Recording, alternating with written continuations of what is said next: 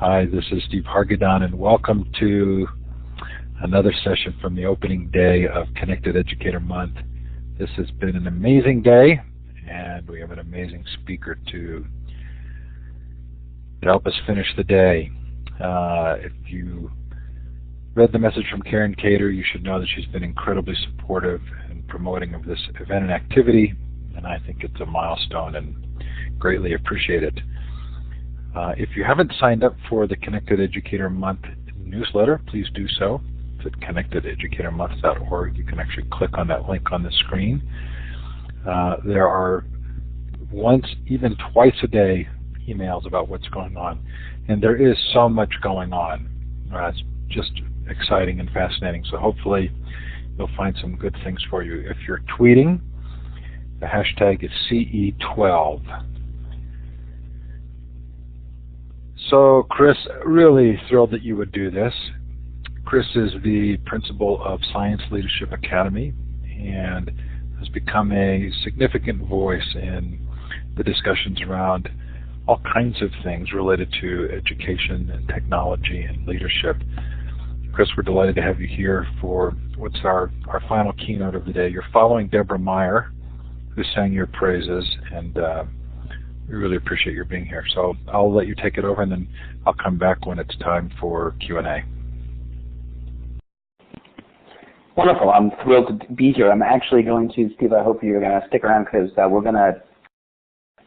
going to mix this up a little bit. I think one of the really awesome things about being connected is that we can talk to one another, and there's lots of opportunities for anybody who would like to listen to me talk to do that. Yay, Steve!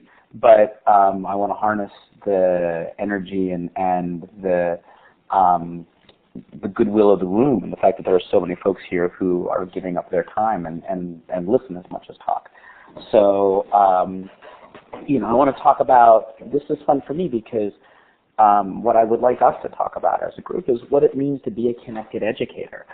And I've got some thoughts on that. I've got some ideas on that. For me, it's funny, Steve, after you and I talked about this briefly, I really struggled with it because I've been on the internet since, I think, 1990, and I was in college. And the reason that I got on the internet, and my first email account was actually a Cleveland Freenet account, which, if there's anybody who's been around for as long as I have on the net, is dating themselves pretty severely by admitting that.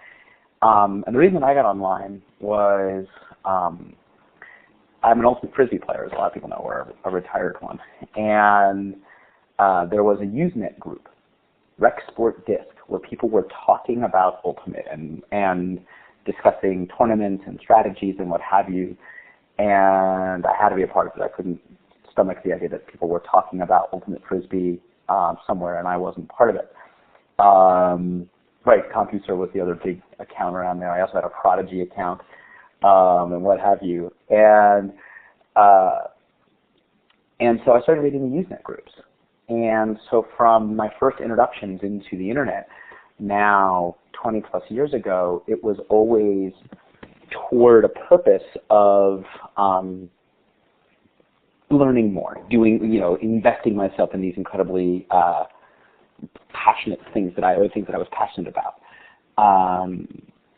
So for me, the idea that we would get together in any spaces and talk about the things that we are passionate about just always made sense to me. And then we've seen with the growth of Twitter, and then so I had my first webpage with, I'm embarrassed to admit, animated GIFs back in 93, 94, and I was posting journal entries of things I was thinking about back then, sort of proto-blogging. And then, as teachers began to blog and what have you, really started to grab onto that. So this has always been part of my practice, and it's hard for me to separate out being a teacher from being online and being connected. I've also been incredibly lucky in that all of the schools I've worked in have been connected schools, and I don't necessarily just mean online, but I mean in that I've never worked in a school where the concept was close the door to your classroom and teach. So as I was thinking about sort of what's a good working definition for being a connected educator, you know, I thought about, number one, what do I get out of it? Number one, it's my virtual water cooler, right? I mean, and let's be clear that there's something really wonderful about that, and the idea that we can have this place that we can sort of let go of the day or just sort of be there for one another. I was co-hosting 140 EDU for the last 2 days, and Jeff Pulver, the founder of the whole 140 conference movement, was talking about his own personal story, and he talks about how it is the little things that matter so much in a lot of these social interactions. The idea that, you know, he wakes up in the morning and says, "Good morning" to everyone, and then takes the time to reply, "Good morning" to anybody who says it back to him. And these wonderful sort of small moments of social interaction are a part of it. And I think that's a big part of it for teachers, too. I think that teaching can be... Let me try to open this window so I'm not dying of the heat in here. Hang on.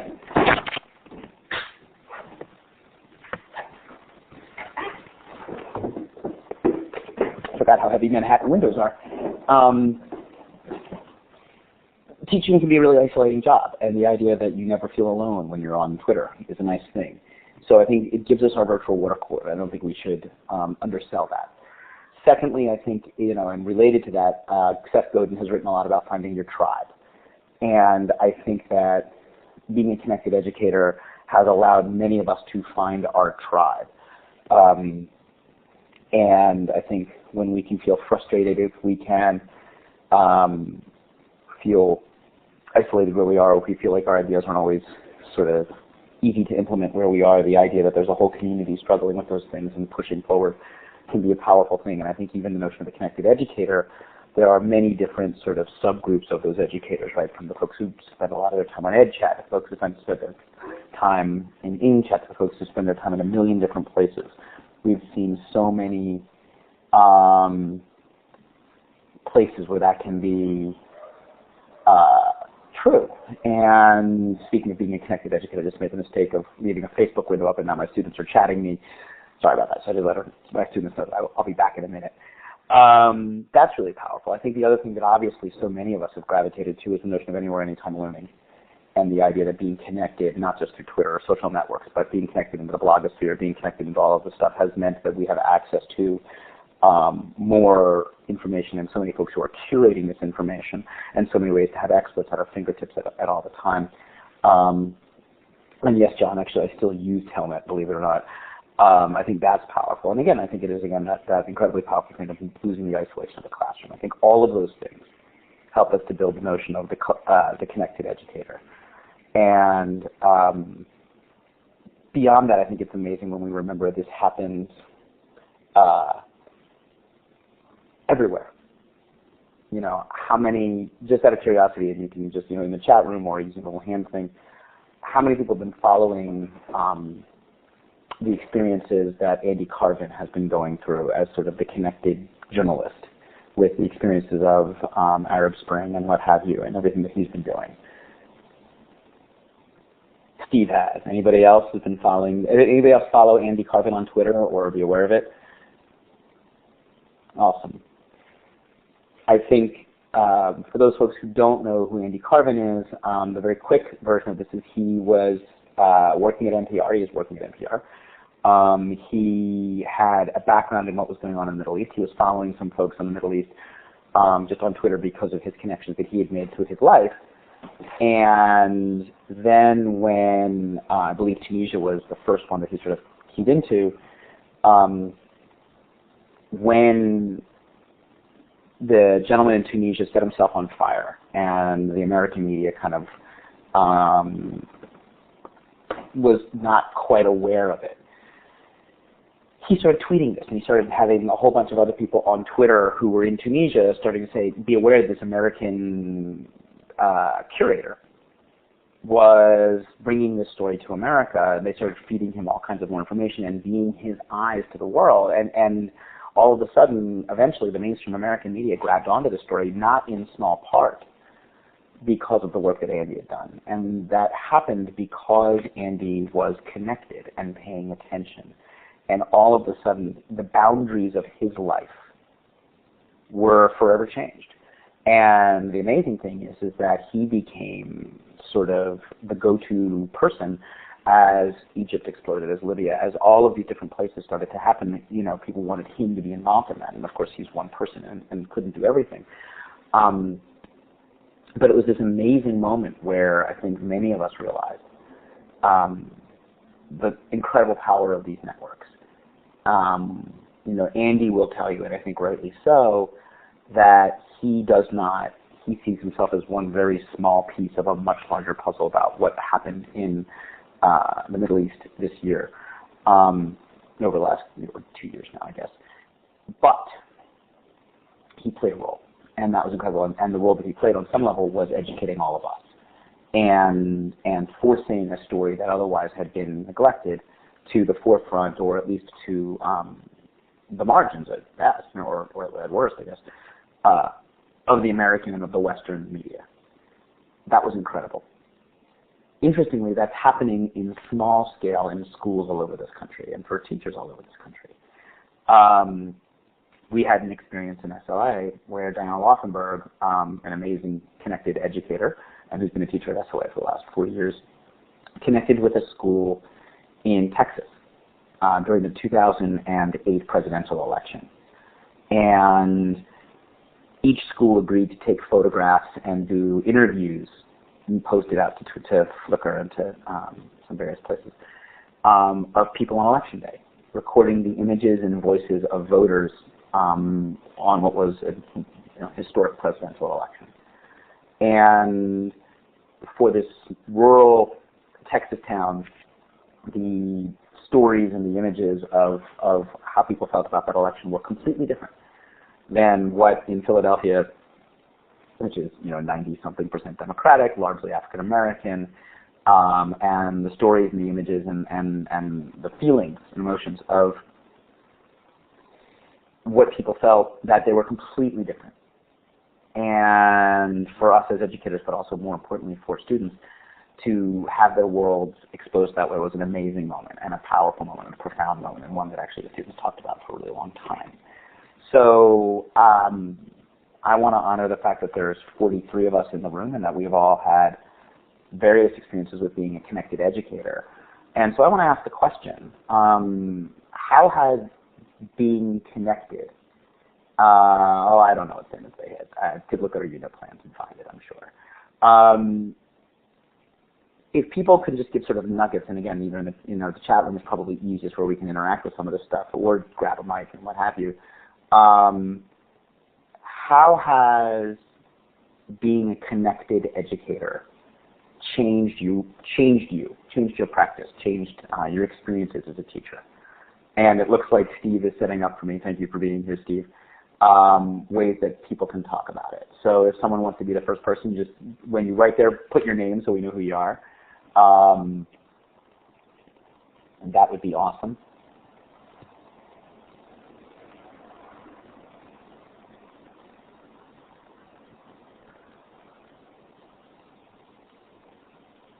Wonderful. Being a better sharer and collaborator. It's inspired Holly to be better and to keep learning. For Lisa, understanding that she's no longer the know-it-all. For Steve, again, you guys can read all of these. A cognitive revolution, it's an amazing term, right? It's a wonderful, wonderful term. Robin, do you have a mic where you are? Does your mic work? So I can give mic privileges to everybody, which I'll do right now. And if Chris asks you to take the mic, just click on the talk button at the top left and see how it does.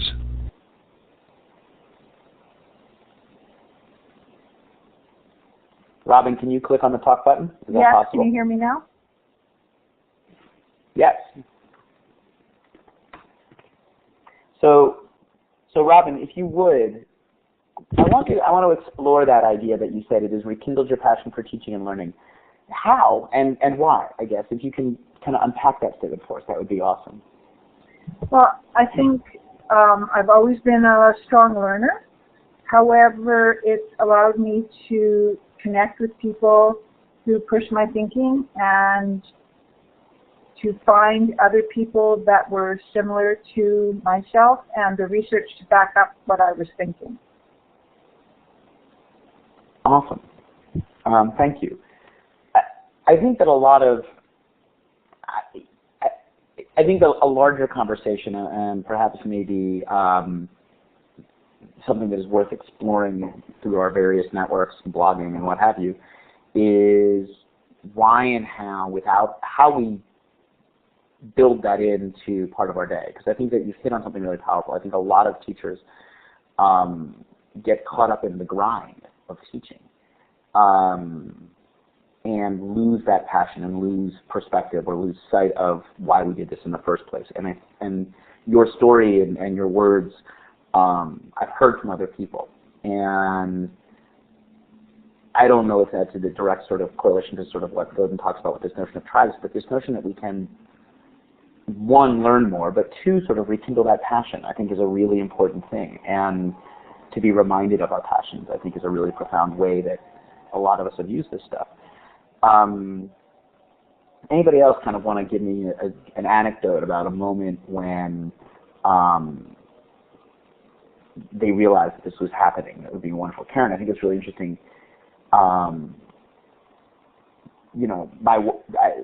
Several of us at 140 today talked about the idea. Joe Mazza, who's doing amazing stuff at home and school and Twitter and Connection, talked about how his wife may not be thrilled that he's discovered Twitter because it now is one more thing he does. And I think, Robin, it's a great question. How do we, my wife likes to joke around, she calls me 1-800-teacher. Is it that now, I would argue, perhaps, that more so than most professions, teachers' identities are wrapped up in being teachers. My wife is a publicist, but if you say to my wife, "Who are you?" she won't say, "I'm a publicist." But if you say to a teacher, "Who are you?" I guarantee the overwhelming majority of them, within the first one or two things they say, is, "I'm a teacher." Maybe I'm a mom or I'm a husband or a wife first or what have you. But the second thing is, "I'm a teacher." Is this the moment where many of us make ourselves one life, where we are never not the thing we are? Or, for me, the moment when you close your laptop? Is it always that moment when now what this has enabled us to do is to continue the kind of teaching, learning love that we have when we need? Or is it something that we now have to guard against with balance and what all the rest of it? I mean, what do people think about that? Is the downside of this that we are now truly drinking from the fire hose? Or, is this something that now just actually fulfills us back when we go back into our classrooms? How do people manage that?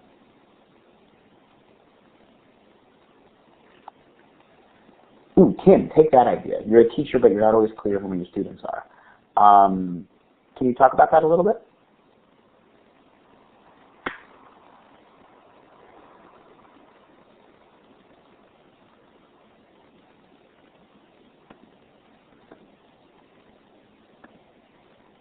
Is the microphone working? Yep. Okay.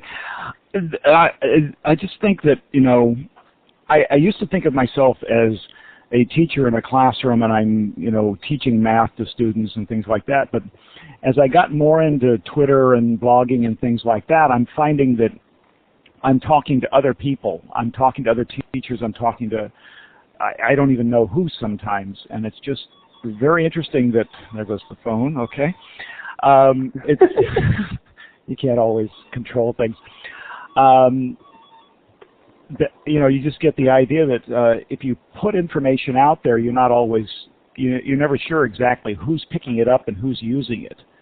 So I think that's what a network has to do, is you have to not be afraid to put ideas out, to extend what you're saying, and hope that somebody either benefits from it or picks up on it and extends it, or things like that. So that's why I'm thinking more and more that there's a lot of students out there, but they're not necessarily all ones that I know.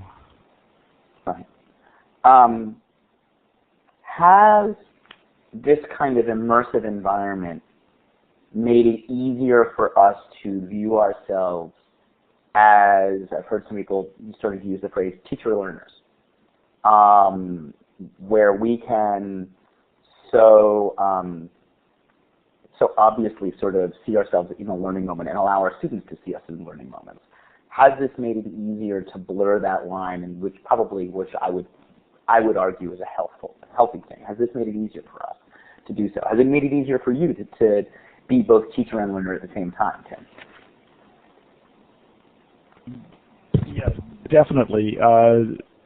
It's very blurred line, because when I'm working with some groups and talking to them and presenting them with information, they're also feeding me back new information, and that's the best kind of teaching. I mean, if I was to stand up and just lecture, I think I would bore myself as well as the people in front of me. Awesome. I'm just posting at the top of the little chat here. If you're looking for a great book, it actually has nothing to do with digital, interestingly, because it's an old book. But it's a wonderful book about bringing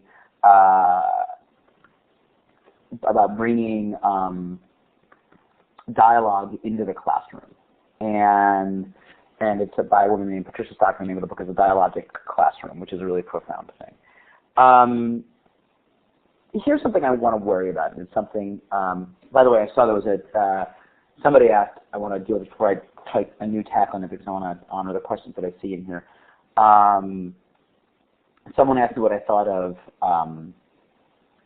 open source education, which I think, I can't scroll back to find out who said it, but I think it's amazing. And I think there's a really fascinating thing happening on, and I'm still really, as you guys probably can tell from this keynote, a lot of these things that I'm thinking about with connectivity and what have you, and sort of connectivity as a pedagogy in and of itself, maybe, I'm really nascent in a lot of the things I'm thinking about, and what this actually means. But as far as open sourcing education is concerned, I think it's amazing. I think it is exactly what we need to be doing. It is the kind of thing that only makes sense. It is, the notion of open sourcing education is sort of break down that idea of teachers as priests of knowledge.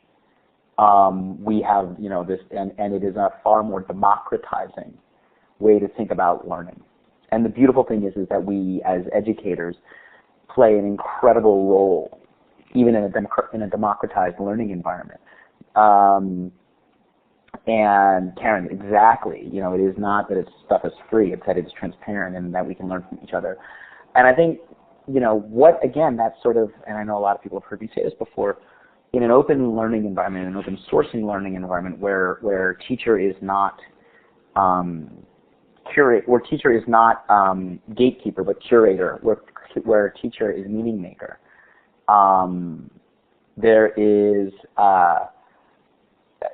there's something amazing about that. And again, it goes back to this idea of what is our role in that environment. Our role is to help kids make sense of the world. Our role is to teach wisdom. Our role is to teach humility. Our role is to teach all of these other things as we make sense of all of those things. And I think that there's this fascinating thing right now, and I'm struggling with these ideas.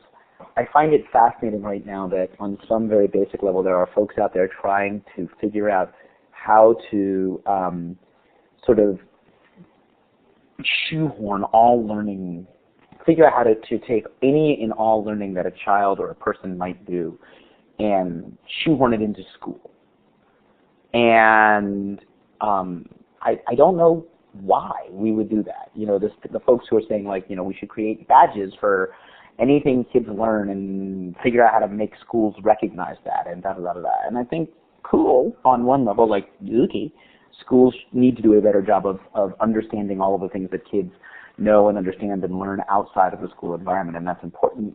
The flip side of that is trying to figure out why we think that schools can or should be the only place that a child would learn things.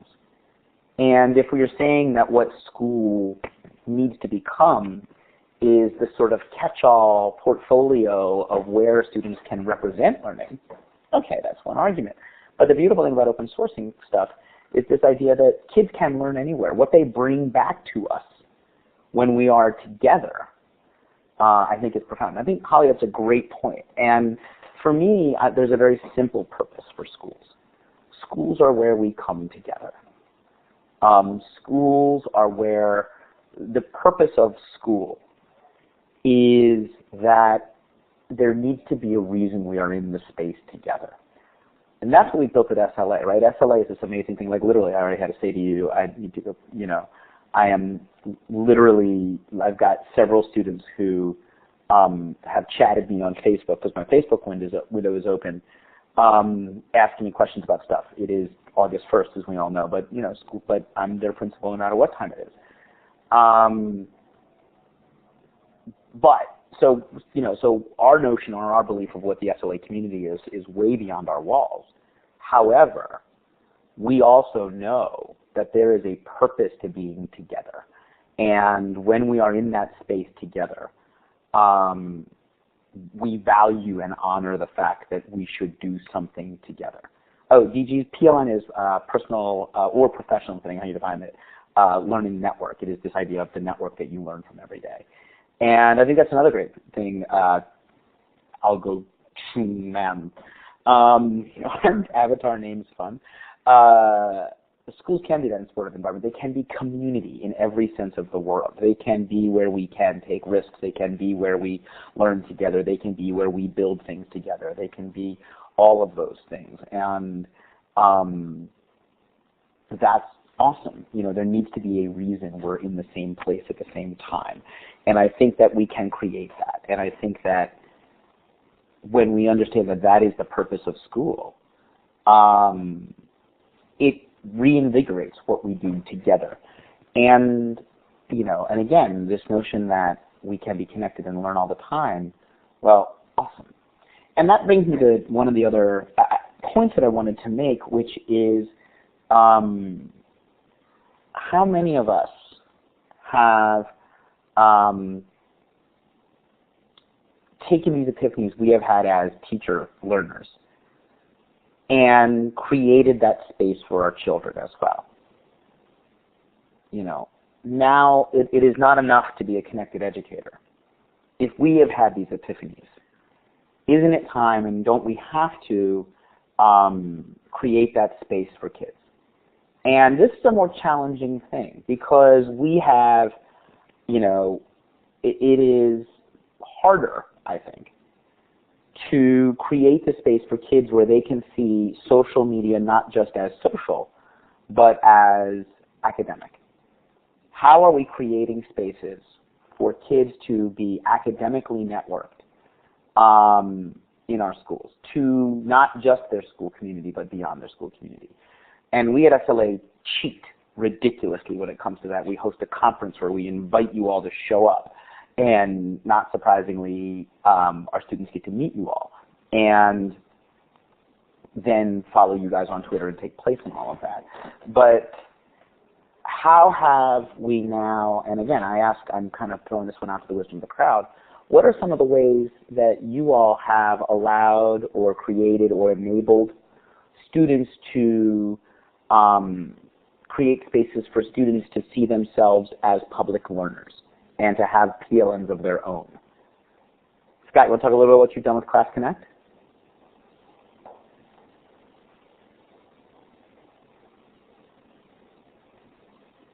Again, when Chris says, do you want to talk about it, that means you can click on the talk button and actually talk about it.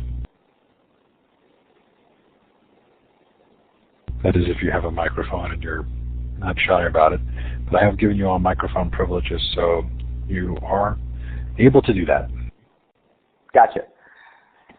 So Scott does not have a mic, so we will just, so we'll all just keep talking while he tells us about it in the chat room. I think there are a lot of spaces. I think the stuff that Edmodo is doing, I think the stuff with Class Connect, I think there's a lot of people trying to figure out that space. What is interesting to me is this, and I think that here is the really hard thing, and I don't pretend to have, hopefully Scott is going to tell us all about Class Connect, Robin, because I don't know about Class Connect, so I'm interested to see that.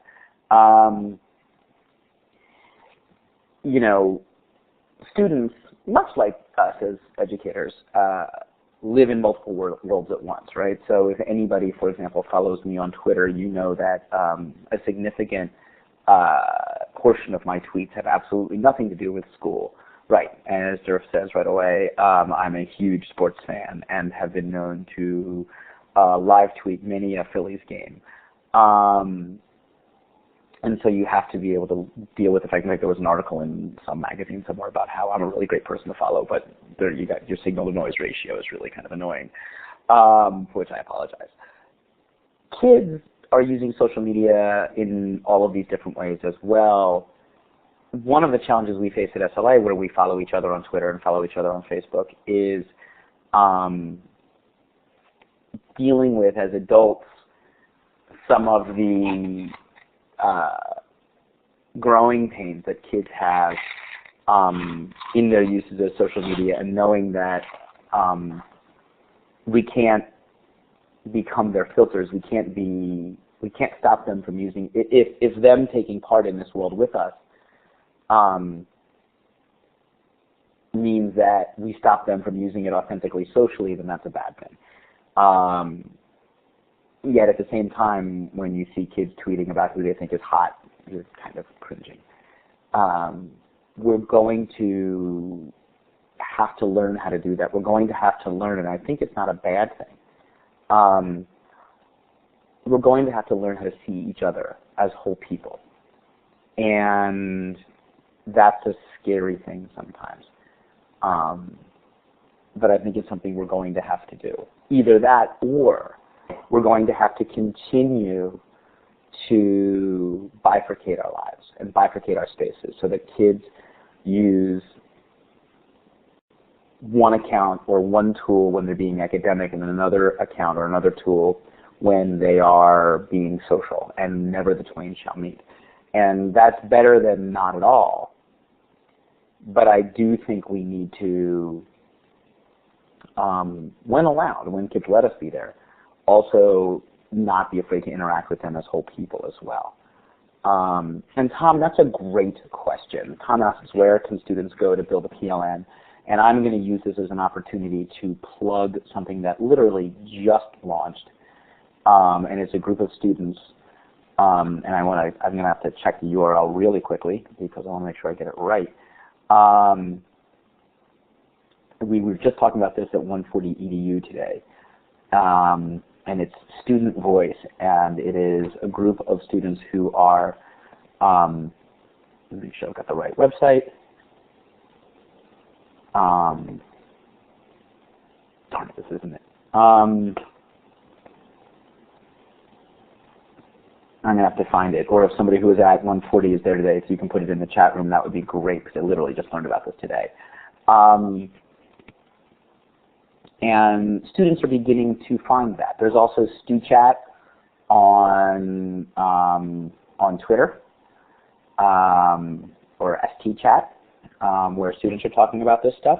So they're beginning to create those spaces. It's taken them a little longer than to get there in academic ways, but there are ways that students are beginning to explore this space, beginning to work this stuff. Lisa Nielsen is an amazing person. She was the adult who was moderating the panel of students today at 140.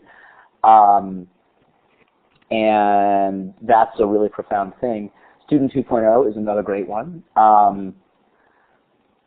So I think that's all. I think we need to help people find that. I'm trying to see if it's STChat, Student Chat. Chris, somebody put in there stuvoice.org. Was that the one you were looking for? That's it. That is exactly the one that I was looking for. Thank you. And this is nascent. I mean, it is brand new. They have just launched. And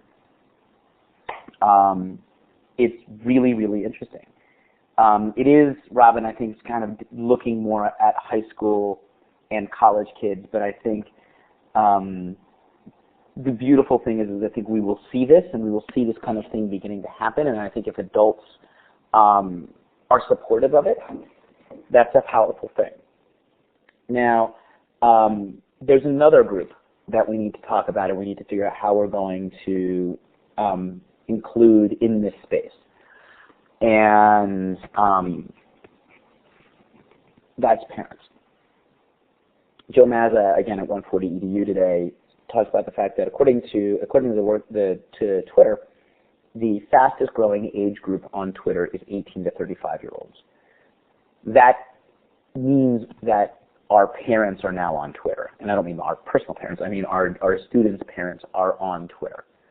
That is the 30 to 40 to 50-year-old demographic, but that is certainly, if you're an elementary school teacher, that is your demo. So as we have become engaged in this world, and as we have dipped our feet into this water or drank from the fire hose, depending on how comfortable you are with it, it's time to help our parents do so as well. There is a Twitter chat, and it is #PTChat, and I believe they get together on Wednesdays. In fact, I know they do. Wednesdays at 9 o'clock Eastern Standard Time. So you can start to get your parents involved in this. You can start to bring ways for teachers and parents and students to talk to one another, and I think that's really powerful. David and then Steve. David, we have one dedicated teacher space that is student free, and it's just a Moodle class that we have on our Moodle instance, and we have some tools that teachers can use to do stuff. And we also have shared spaces, and every single class at SLA has a blended class. And then we also have some shared spaces that are fully community-oriented, and then we also have a Facebook page, and we all follow each other on Twitter, and blah, blah, blah, blah, blah, blah. But we also do have a teacher-only space for us to talk about, basically to extend our staff meetings and our workshops to anywhere, anytime, and that's really powerful. And we're building a whole online repository, so it's not just chat for us, but we're building a whole online section of our website for teachers, for the adults, I guess, to have access to all the resources and all of the stuff that we need. Steve, your question, how do we communicate this stuff? I think that's a great question. And again, I go back to the 140 EDU talk that Joe gave today, and if you're not following Joe Mazza on Twitter, that's his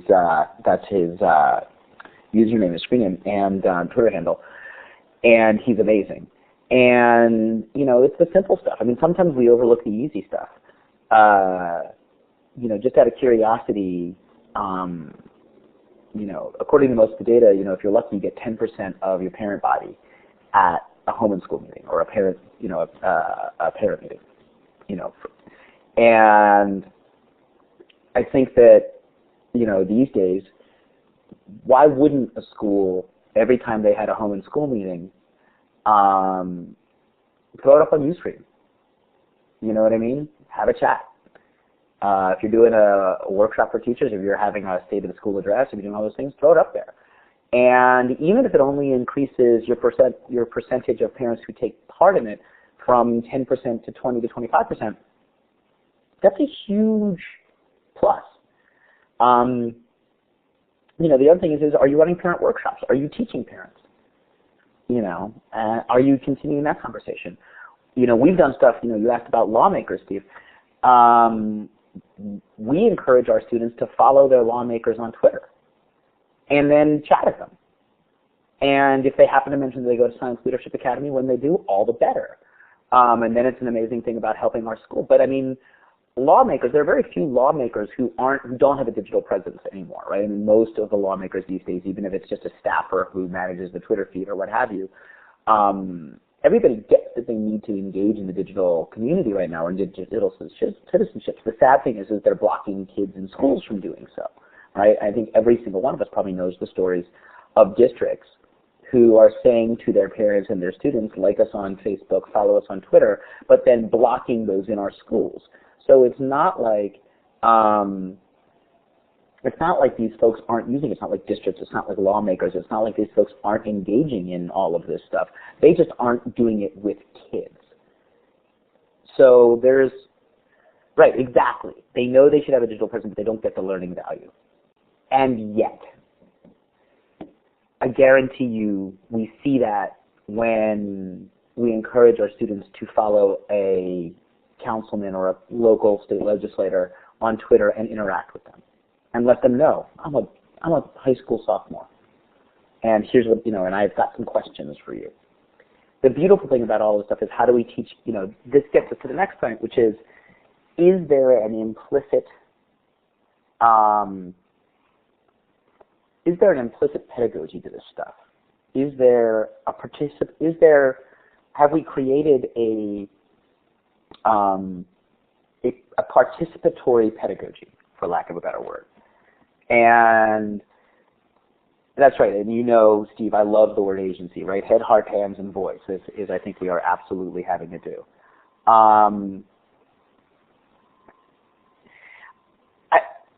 I'm seeing a lot of people beginning to talk about the blocking, and I'm lucky. I work in the school district of Philadelphia where they don't block Twitter, they do block Facebook, and they do block Instagram, but they don't block Twitter, so we're able to hold on to Twitter.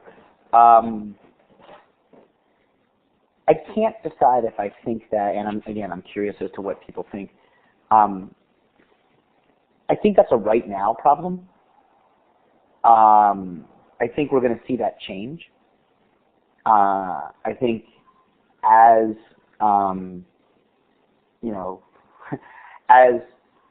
Kraft publishes their Twitter handle and QR codes on ketchup, and these things just become part of the way we live our lives, I don't know that schools can hold off, or school districts can hold off on doing it. I think here's an interesting thing, which is that one of the folks that we've got to get involved in this conversation are the lawyers and the policymakers. If Lisa Nielsen were in this chat room, she would tell me that it's particularly dire because in places like New York City, they're completely trying to lock away the idea of social media in schools, and yet again they're on Twitter and Facebook themselves. I feel like that is that's only going to be a problem for a little while longer. One of the things that I believe about policy, and this is maybe the next place to go with this stuff, is that policy as it stands, especially ed tech policy, is generally done in such a way that we are trying to ameliorate the worst abuses of the system, right? So that most policies in schools are done to make sure that that one teacher who's a pedophile out of the 8 gazillion in your district can't use Facebook to connect with a student.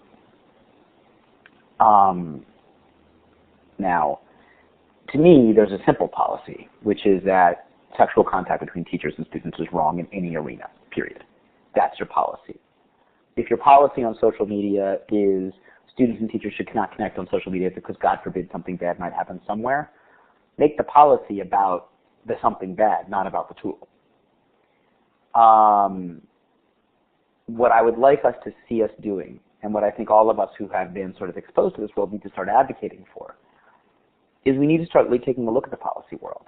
And to me, the purpose of policy, yes, we need some policy to prevent the worst abuses. There's no question of that. But most policy should be to enable good people to do great things. And I'm smiling because David just came up with, my favorite thing to see, which is one of the things I love to say is, what's the worst consequence of your best idea? So yes, when schools unblock Twitter, they need to say, or unblock Facebook, they need to say, what's the bad thing that's going to happen? And the reason to do that is to not say, we're not going to do the good thing that we have happening, but rather to go through that iterative process of questioning and inquiry and problematizing and problem solving. It's a really easy thing. What's the worst thing that could happen if we unblocked Facebook and we allowed students and teachers to friend each other on Facebook? The worst thing is, unbelievably, is that students and teachers using Facebook, or teachers using Facebook, to have inappropriate and wrong relationships with kids. That is a real unintended consequence that could happen. How do you mitigate that? You teach teachers what it looks like. And the funny thing is that, number one, I will argue that the teacher who would have, yeah, Tim, that's the other worst thing. And it's really not that kids waste little time. I have to admit, and I have to own this, when the school district of Philadelphia decided to block Facebook, and I could no longer play Scrabble with my students during the school day, I got more productive. I have to own that I was every bit as distracting to my students on Facebook as their friends were. I am a bad person.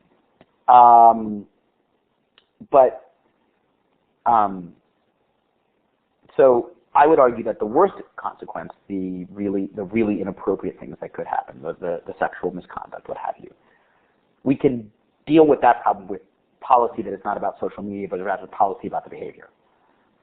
Any teacher, found in a sexual relationship in an inappropriate sexual relationship or making inappropriate sexual comments towards children loses their job. Period. End of story. That's a simple policy.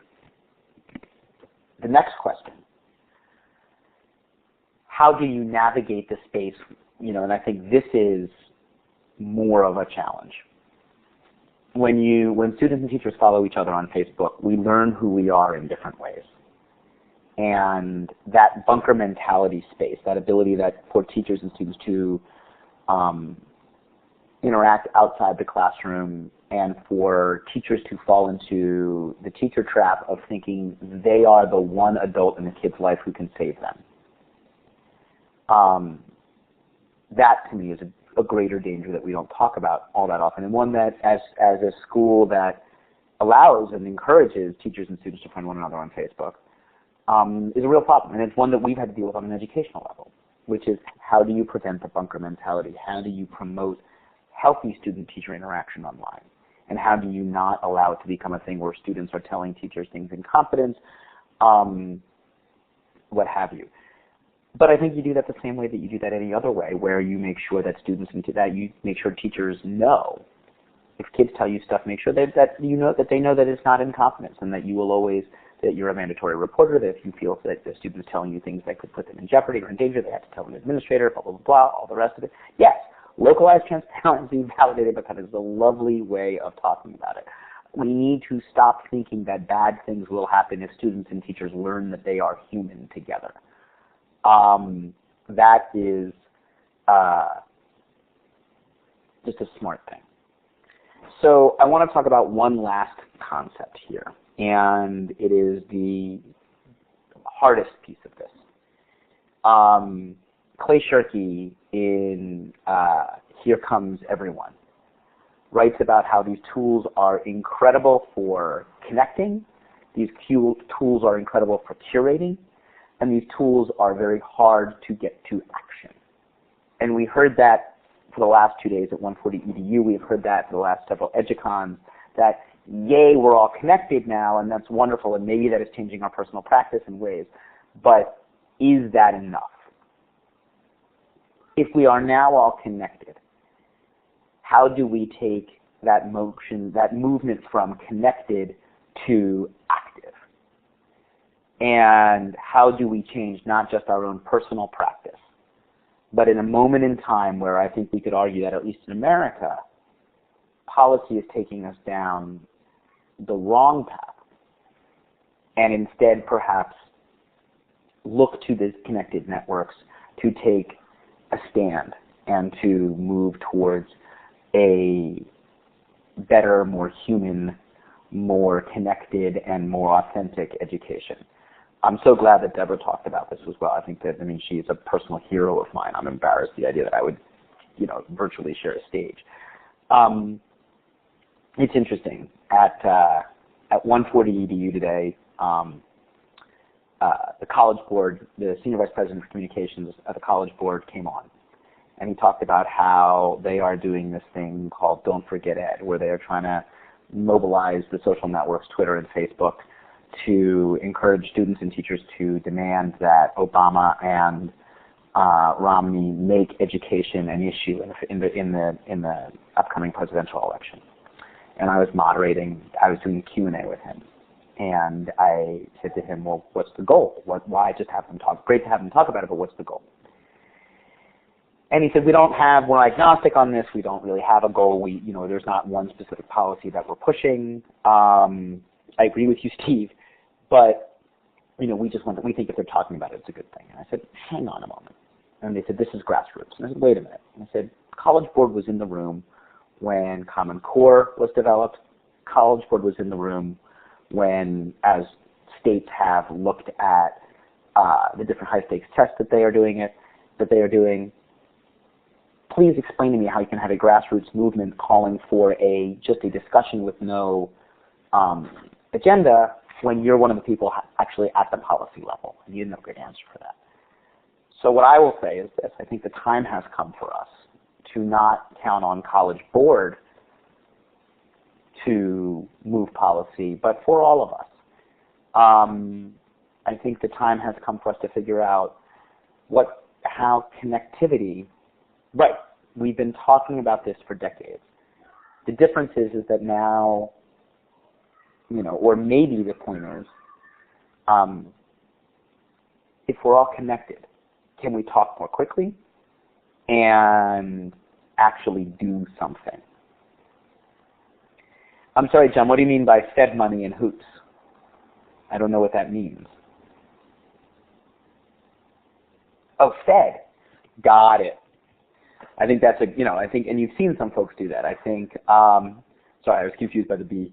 I think that's I think you've seen some municipalities that have done that. I know that in Philadelphia, if we were to refuse federal money and we were to lose Title I money, we would be even more bankrupt than we are. That's not an option for some of our urban districts, sadly. How do we move to action? Is it SOS, the Save Our Schools movement, which, if folks don't know about, is August 3rd through 5th in D.C. And allow me to make a suggestion.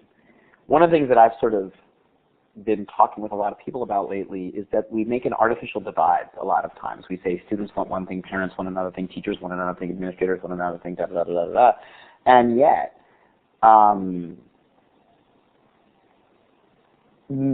many teachers are parents. And I think we are missing out on some natural alliances. And I think if we can leverage these tools to begin to get teachers and parents and students talking together, we can do some amazing things. I think the time has come to leverage these tools to figure out how to organize in ways beyond the traditional educational organizations that have existed. It doesn't mean reject unions, or it doesn't mean reject different, traditional professional organizations, but I think the time has come to bring parents and students and teachers together and start to articulate a new vision and publish the hell out of that vision using these tools. And Steve, I'm so glad that you and Audrey are talking about that, because I am convinced, I think you probably heard me say this, I am convinced that the solution to many of the problems that plague us in education is pizza. So this is going to be my closing thought on connecting educators. And connect as number one, it is not enough to be connected educators. We must be connected citizens. And we must see ourselves as educators and learners and parents and neighbors and voters. And we are all of those things, and we need to cross boundaries to do that. That's one. Two is, maybe we don't, if Steve and Audrey are finding a way to do this on Kickstarter, then I believe that they will be able to do that. But in the meantime, especially now, during Connected Educator Month, let us all, as we come back to school and we have back to school nights and we have all of these things, let's change the game a little bit. Let's, as part of back to school, part of Connected Educator, part of whatever the beginning of the school year is, let's bring together parents and students and teachers, and let's ask them a simple question. What do we dream our schools to be? Let's do that. Let's stop assuming a deficit model. Let's stop having the conversation of how do we fix our schools, and instead say, what is our best hope and wishes for our schools to be? And let's document the snot out of that stuff. Let's write it down. Let's blog about it. Let's publish it. We've got the hashtag. It's CE12. And let's actually begin to articulate a better vision of schools that is connected, that is authentic, that is real, that represents the modern world in which we live, and that honors the lives of everyone in our schools. The students, the teachers, and even, God forbid, the principals. and let's begin to move this conversation from one that is so negative to one that articulates a positive vision that harnesses the goodwill and hard work of everyone, students, teachers, and parents who invest so much time and energy in our schools. That's my best idea on what it can mean to be a connected educator in the school year 2012. I hope all of you are enjoying the wrap of your summer and are gearing up for another amazing year. Steve, thank you so much for having me. You know, I'll be online. You know, if you don't follow me on Twitter, there I am, and I look forward to continuing the conversation. Thanks, Chris. Thanks for making the time. I know that you've been busy. It's most appreciated. Great conversation, great ideas. My pleasure. And now, off to catch a train and go home. Okay. Thanks to Chris. Thanks, everybody, for being here for the great conversation. It has been recorded. You can also go up to File, Save, and you can save the chat. And within, at least within the next hour, the link to the recording will be up on my blog post on Connected Educator Month and then on the main site by tomorrow. So I'll stop the recording now. Have a great day or night, depending on where you are. Take care, everybody. Bye-bye.